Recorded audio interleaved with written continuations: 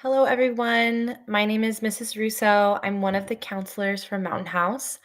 Today, we are going to be talking about choosing a college, a major, and other considerations when you or your student is making a decision about their future plans. This presentation is going to be recorded and posted on our Mountain House counseling blog. So there are several links that you'll see throughout the presentation.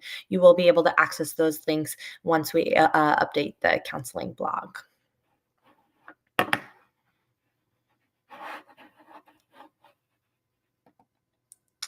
All right, so the first thing that we're going to be talking about is creating a balanced college list. This is a really essential part of the student's application process when they're first starting the research phase. Students should use Naviance Supermatch to research colleges. All Mountain House High students have access to a Naviance account. Parents also can have access to a parent version of Naviance. You just need to email your student's counselor and let them know that you would like access to that account. We're able to send you login information for that. Supermatch on Naviance is a research engine where students can apply filters in the following areas to filter out schools that have everything that they're looking for. So the different filters are location, major, admission data, student life, institution characteristics, cost, athletics, and additional resources. So students can apply filters in those areas, and Naviance will develop a list of schools that matches everything that they are interested in. There's also an aspect to Naviance where students can research colleges and find data from previous Mountain House High School students to compare their academic profile to the accepted student. There is a link on the screen that will take you to a Naviance tutorial that's already previously recorded. So we definitely encourage you to check that out. Counselors also run success sessions that students can sign up for to help learn about Naviance and Supermatch and where to find the data. At the bottom of the screen, you will see an example of the data that you would find in the Naviance search engine. So this data is for UC Davis specifically. There's two pieces of information. There is the application history for our students. So class of 2024 is on there, but I wouldn't look at that data right now because we collect data at the end of the year in May. So 2024 information is not fully accurate. It's better to look at 2023 and earlier. So, for example, UC Davis, there were 192 students that applied for the class of 2023. 44 students were accepted, and 20 students from the class of 2023 are currently enrolled at UC Davis. The other thing that you'll be able to find in Naviance is the scattergram. So, again, this scattergram is showing for UC Davis. Red X's are going to be students that were denied. Purple circles are going to be students that were waitlisted, and green check marks are students that were accepted into the campus. For UC Davis, the average Mountain House High student had a 4.4. So it can be really helpful when thinking about creating that balanced college list to do a research through Naviance to categorize their schools. So when they're going to be creating a balanced college list, there's a couple of categories that we want them to hit. So all students should apply to safety schools and target schools. And then the reach category and lottery category is optional depending on what your students' goals and interests are. So for safety schools, that's going to be schools that the student is interested in and their academic profile is stronger than that of the average accepted student. So, for example, if you were looking at that graph from UC Davis, the average accepted student had a 4.4.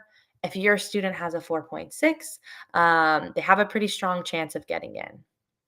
The one thing that those graphs don't tell us in the previous slide is what major that student applied for, and major can have a significant impact on the admissions decision, especially if they're applying to a more competitive major. You're going to want to think of the majors in the STEM field, so computer science, engineering, biology, chem, or other impacted majors depending on the campus. A target school is going to be a school that your student is interested in and genuinely likes, and their academic profile is pretty equal to that of the average accepted student. Reach schools are going to be schools that your student truly loves, but their academic profile may not match what the average accepted student looks like. So, most of the UC campuses are going to be considered a reach school for most of our Mountain House High students, with the exception of UC Merced. But even then, depending on the student, that UC Merced may be considered a reach school for students. The lottery category is going to be similar to that reach category, but these schools are so competitive and selective that even if you have the perfect academic profile, it's still kind of a lottery to get in because they're receiving that many qualified applications. So you want to think of the Ivy League campuses, campuses like UCLA, or any campus that has below a 5% admission rate would be considered a lottery school. Typically, we recommend students apply to 2 to 3 safety schools, 3 to 4 target schools, and then 1 to 2 in both the reach and lottery category. But it's ultimately up for students to decide how many campuses they want to apply for. So in California, we have our two public systems, the CSU campuses and the UC campuses. So the CSU campuses, there are 23 campuses across California. The requirements to apply are the A through G requirements completed, and linked there on the screen will take you to the A through G requirements, and then a 2.5 GPA or above. CSU and UC both use a specific GPA taken from primarily 10th or an 11th grade year. So that's the GPA they are talking about when we're looking at eligibility.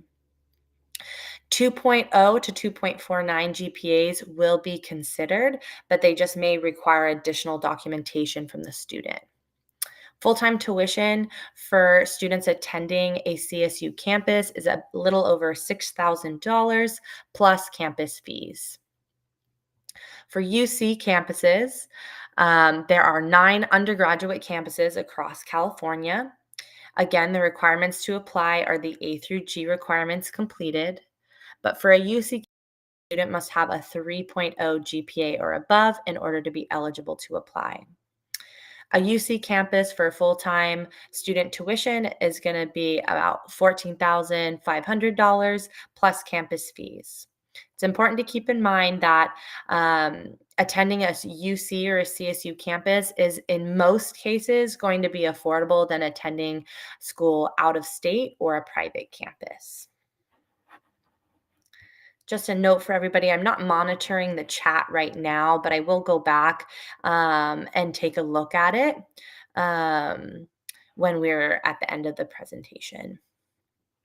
So on the screen here, and I know it's kind of small, but I'm going to send this out so you guys will have access to this.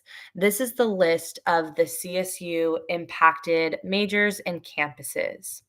So a campus is considered impacted when they are receiving more qualified applications than they have space for. So impacted campuses are going to be more competitive to apply and earn acceptance.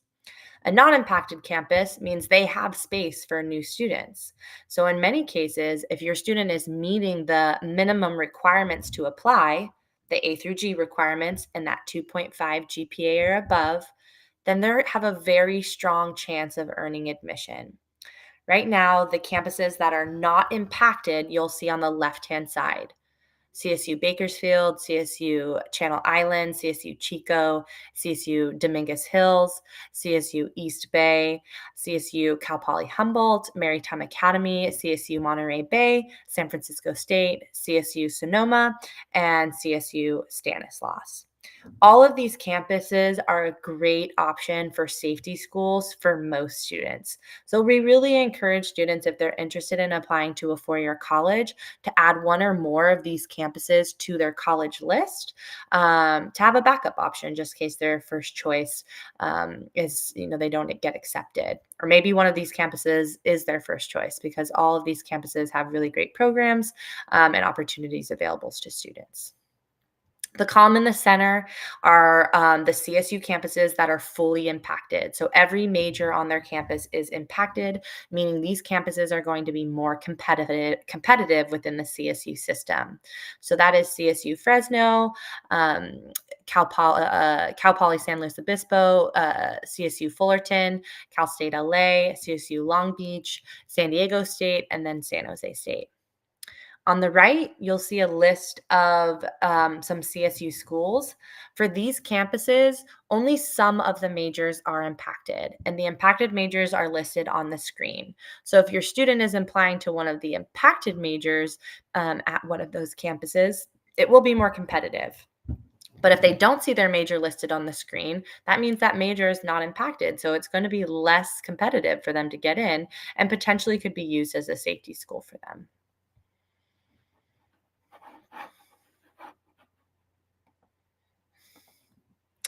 So UC campuses do things a little bit differently. They don't have a list like CSU does that shows you the impacted majors. So there are a couple of things that you can do. You can reach out to admissions counselors or review the website to learn about which are the top applied to majors at that campus. If a major is heavily applied to at that campus, it's going to be more competitive for that campus to get in. The data on the right shows the average GPA of the Mountain House High students who were accepted into that campus. And that data was pulled from Naviance. The other thing that you'll see on the right is for the class of 2023, they just released the acceptance rates for each school in California. So, for example, UC Merced, the average accepted Mountain House student that got accepted into Merced had a 4.0 GPA. And last year for the class of 2023, there was a 97% acceptance rate for Mountain House High students into UC Merced. You can see the rest of the data there. So for UC Santa Cruz, it's going to be a 4.19 GPA with a 72% acceptance rate from the class of 2023. UC Riverside is going to be a 4.41 GPA with a 63% acceptance rate. UC Davis, a 4.4 with a 27% acceptance rate. UC Irvine is a 4.4 GPA with a 19% acceptance rate. UC Santa Barbara is a 4.49 GPA with a 15% acceptance rate. UC Berkeley is a 4.52 with an 8% acceptance rate. UC San Diego, 4.52 GPA with a 15% acceptance rate. And then UCLA is a 4.57 with a 9% acceptance rate. And again, those acceptance rates are just from the class of 2023, but the GPA that you see is from all the data that we have collected, which I believe we started collecting data in Naviance for the class of 2017. So for private and out-of-state colleges, there's some things that you or your student should consider when you're looking into these campuses. So one thing is Mountain House counselors advise based on the UC and CSU requirements, those A through G requirements. So if you're interested in a private or out-of-state school, you really need to do your research. And the best way to do that is by going to the school's official website to determine what the requirements are to apply and also the deadline. Some financial considerations you should consider when you're trying to make your decision is private schools are typically going to have a significantly higher tuition rate than the CSU or UC campuses. A lot of times that's going to be like $30,000 or more per year in tuition. Out of state schools typically require students to pay out of state tuition, which significantly increases the cost of tuition. If your student is interested in an out of state school, one thing they should consider is the WUI Scholarship, or also known as the Western Undergraduate Exchange. This program allows a California resident student to attend college outside of California at a significantly reduced cost. A lot of times it will be comparable to paying tuition at a UC campus. Linked on there is the WUI Scholarship Finder. Not every campus offers this opportunity, but there is over 100 that do. So there's a lot of opportunity out there. The participating states are Alaska, Arizona, Washington, Colorado, Montana, Nevada, New Mexico, Oregon, Utah, Wyoming, and North and South Dakota. So, if your student is interested in attending school in one of those states, it's highly recommended that they use that WUI Scholarship Finder to determine if the campus that they're looking at has the WUI Scholarship available. Sometimes these scholarships are based off of GPA. So they may say if you have a 2.5 or above, you are offered this amount of money for all 4 years or all years that you attend that campus.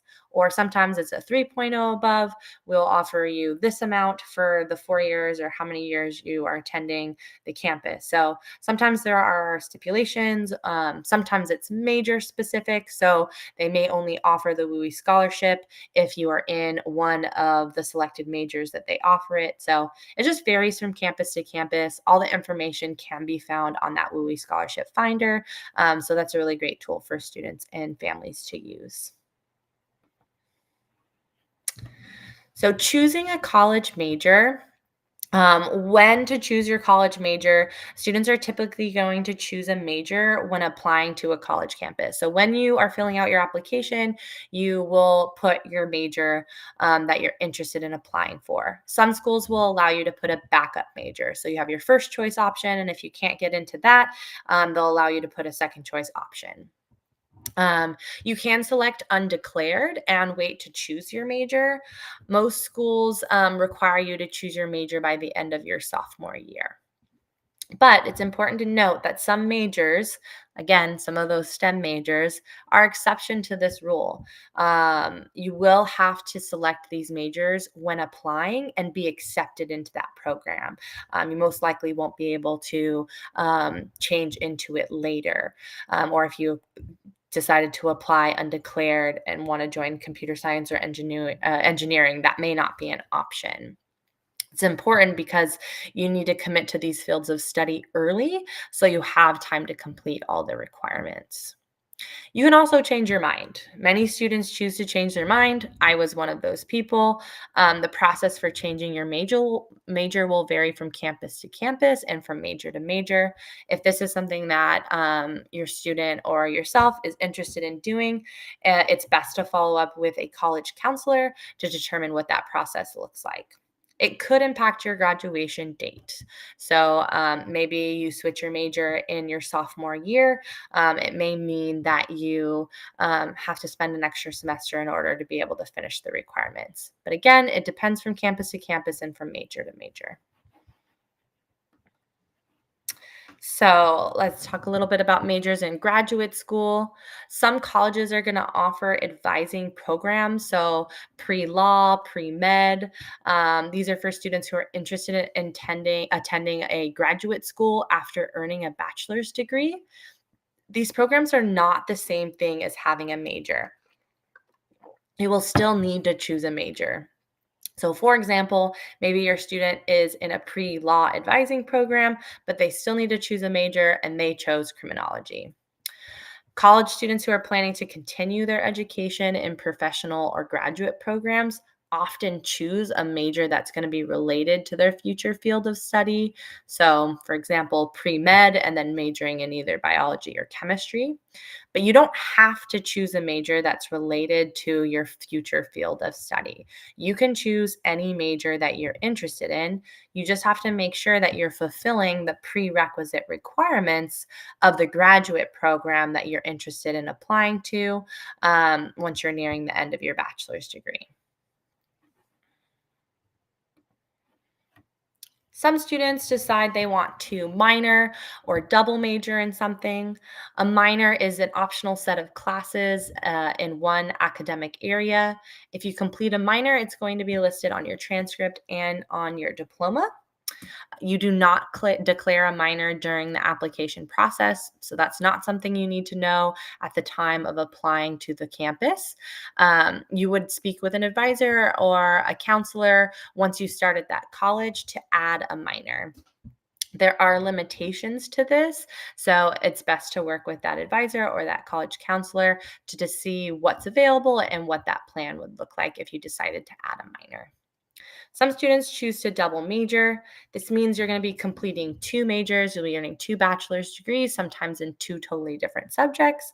It does require twice as many classes, which really leaves you less opportunity to experiment or take classes outside of those two fields. Again, you're not going to declare a second major during the application process. That's something that you would work with an advisor or counselor on once you start at the school. And again, it could delay your graduation date because you're adding on another set of classes. And so you might not be able to complete in the 4 years. So some financial considerations. As you guys saw from the numbers, especially with private and out-of-state schools, but even with a UC and CSU campus, attending college is expensive. Most families do not have the finances in order to foot the whole bill for a college education. So one way to really significantly reduce the cost of your education is by attending community college first. Attending a community college first, you'll be able to do so at a significantly reduced cost, but most students are going to be able to attend community college for free. So this is going to save you a significant amount of money in the long run. And hopefully maybe it'll help prevent you having to take out loans or really reduce the amount of loans that you would need to take out. So just as an example, let's say your student thought about attending a private school that had a $30,000 tuition. So just in 2 years at that private school, you're going to be spending $60,000 on tuition plus the cost of living. So if you decided to attend a community college first, you could be saving yourself over $80,000 in just 2 years.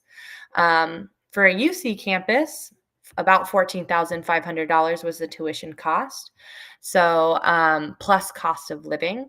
So, by attending community college first, you could save yourself $50,000 or more in just 2 years. So, it really, really does help with the cost of your education to attend a community college first.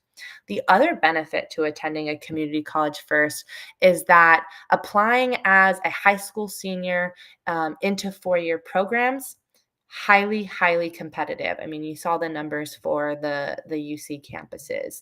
So it's extremely competitive. But what we are seeing is that when a student attends a community college first and then applies as a transfer student, the acceptance rates are much higher. So maybe your student wasn't eligible for a specific campus that they were interested in as a senior in high school, or maybe they didn't get accepted. They can go the community college route first and then transfer, and their acceptance rates are going to go up. So maybe they're going to have a higher chance of earning acceptance into that campus.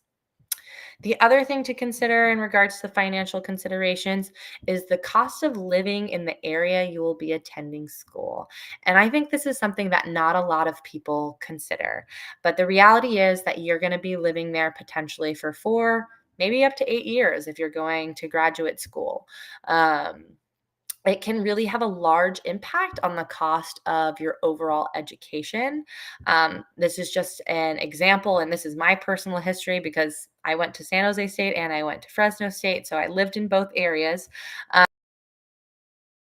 Tuition is going to be in the CSU system, but the cost of living is significantly different. San Jose being in the Bay Area, you're looking at paying $2,000 or more in rent per month. So that's like $20,000 plus in just rent costs. Fresno State, in Fresno, much more affordable area in California to live in, you will pay more on average about $1,000 per month for rent.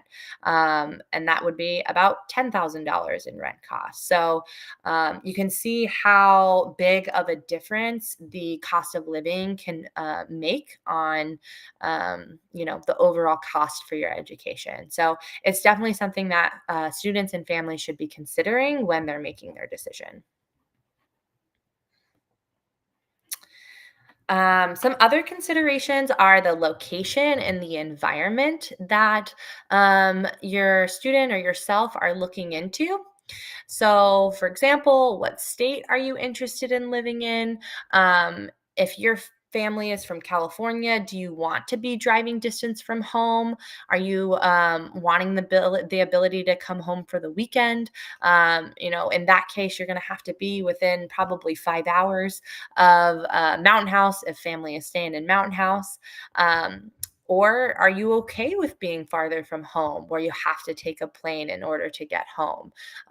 If that's the case, you may only expect to come home like maybe only a couple of times a year, winter break, summer break, just because the cost of travel and limited time to travel when you are a college student.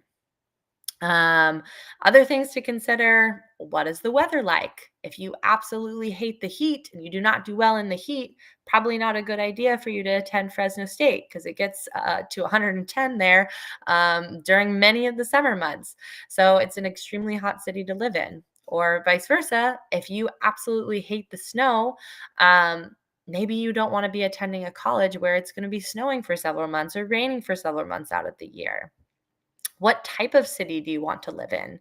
Do you prefer being in a large urban city? Maybe that's an overwhelming experience for you. So you would prefer to be in a smaller town or a more rural area. Are there opportunities that would benefit you in the surrounding area? Internship, job opportunities, extracurricular activities? Do you like being near the ocean? Do you like living near the mountains? Is there stuff in the surrounding area that you want to be involved in? The reality is that you are going to be living in this location for, again, 4 to 8 years, depending on your plan. And where you live can greatly impact your overall experience, your mental health, your mood, which all can impact your education and how you're performing in school. So, should this be the primary decision maker? Absolutely not. But it's something that you should consider because it will have an impact on your day to day life. All right, this is just kind of a little chart to kind of show you different factors to consider when you're making your selections. Some institution characteristics: is your major being offered? How large or small are their class sizes? What are you looking for? Is there any specific club or sport or organization that you want to be a part of? Is it available at that campus that you're looking at? What are the research opportunities, either on campus or in the surrounding areas? What is the average graduation rate for students? What services are available on campus? Some financial considerations. Should you be attending community college first to save yourself money? Should you be looking at private versus public? In most cases, you're going to be paying higher tuition rates in private campuses. You be considering in state versus out of state? Because in most cases, you're going to pay a higher tuition out of state. Where did you receive the most financial aid? Does it make the most sense to attend that campus because received the largest scholarship?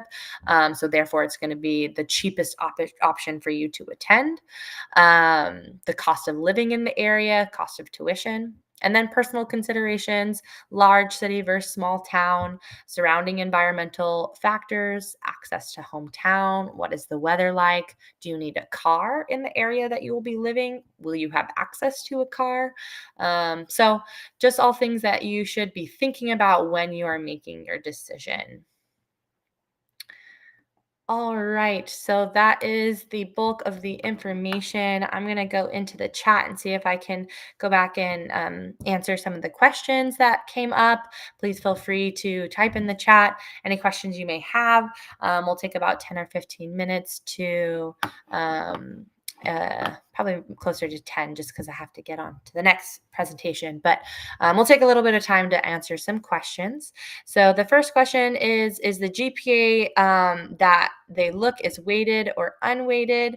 So the GPA in Naviance that you guys saw on those previous slides is going to be the weighted GPA pulled from Aries. So from their Aries account, we sync Aries and Naviance data. So the GPAs that you saw were the weighted Aries GPA. Is this yearly fees? What is the average campus fees? So yes, going back to like the UC and CSU slide where CSU is about $6,000 a year for tuition. UC was about $14,500 a year for tuition. Campus fees is usually, I would say, ranges between like $200 to $500. Your campus fees are gonna pay for things like mental health services on campus. So they'll be able to access mental health services for free. Most college campuses have healthcare on site. So if they need to go see a doctor, they'll be able to access that. So each campus kind of has their own campus fees. You should be able to find campus fees for UC and CSU on the school's official website. So you could go to San Jose State's official website and check out what their campus fees look like. For the scattergram, are the GPAs UC calculated GPAs or the MHHS GPAs? So on the scattergram, the data is pulled from Aries. So it's going to be the GPA that we have in Aries, that weighted GPA. So it's not the UC CSU calculated GPA. UC looks for weighted GPA, just to confirm. Yes. So the CSU and the UC campuses are going to use a weighted GPA pulled from primarily 10th and 11th grade year. Ms. Islami, just before this, gave an A through G GPA calculation presentation. That's going to be posted on the website for everybody. So you'll be able to go back and look at how those GPAs get calculated, and we'll give you access to the GPA calculator. Or if you just do a simple Google search, CSU GPA calculator, you'll be able to find the GPA calculator that's used for UC and CSU campuses.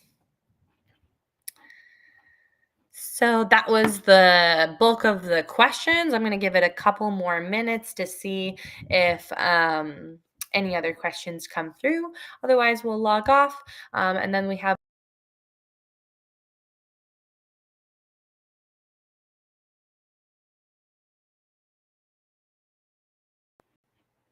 which one is next.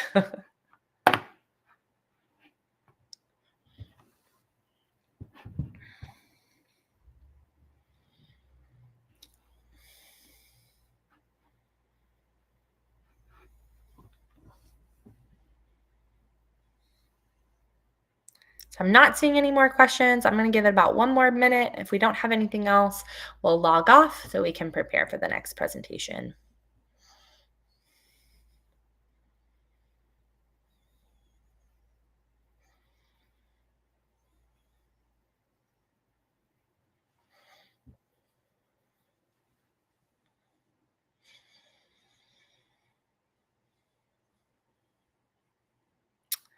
So one question came through, do we have high school internships? So the high school doesn't offer any internships in particular.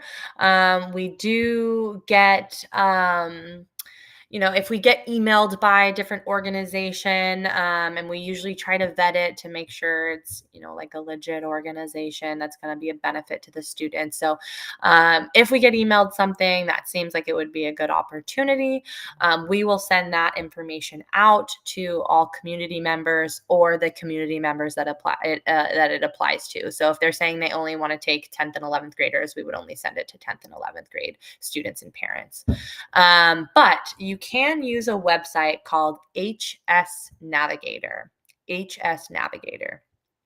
This website allows you to research by state, and you can find all the internship opportunities in the state of California. Now, that's not going to address every internship that's offered in California, but they do have a very large list of opportunities available. Some of these programs are going to be opportunities that are free for the student to participate in. Some of these opportunities, they may get paid a stipend, but I have to say that's few and far between.